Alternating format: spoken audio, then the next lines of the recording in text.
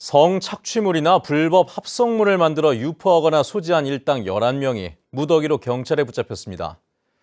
이들 가운데 일부는 페이스북이나 인스타그램 등 SNS에 있는 여성들의 사진을 이용해 합성물을 만들어 유포시킨 것으로 드러났습니다.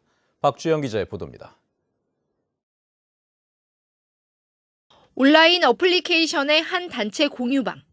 성착취 동영상과 불법 촬영물을 놓고 대화가 오고 갑니다. 표정이 마음에 든다, 모텔까지 가자는 등 여성을 평가하고 성폭력을 암시하는 듯한 대화도 이어집니다. 22살 A씨가 지난 5월 이렇게 온라인 공유방을 개설해 회원들과 공유한 불법 영상과 사진은 2천여 개. 경찰은 A씨를 성폭력 범죄 처벌 등에 관한 특례법 위반 등의 혐의로 구속하고 공유방 8개를 개설해 회원들을 상대로 불법 촬영물 수천 개를 올리고 판매해 100여만 원을 챙긴 30살 B씨도 같은 혐의로 구속했습니다.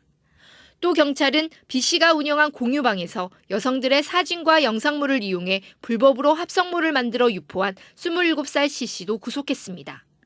경찰 조사 결과 C씨는 지인을 포함해 페이스북과 인스타그램 등 SNS에 있는 여성들의 사진으로 불법 합성물을 만든 것으로 확인됐습니다.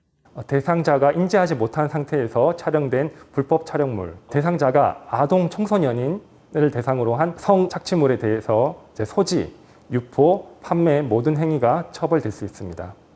경찰은 이들과 함께 불법 성 동영상을 공유방에 올리거나 소지한 혐의로 10대 학생 등 8명도 입건했는데 이들은 경제적 이익보다는 다량의 영상을 공유해 회원들에게 인정받는다는 만족감 때문에 범행한 것으로 드러났습니다. 경찰은 N번방과 박사방 사건 주범이 검거된 이후에도 텔레그램 등에서 익명성을 악용한 사이버 성폭력 범죄가 끊이질 않고 있다며 오는 10월까지 집중 단속을 벌일 계획입니다.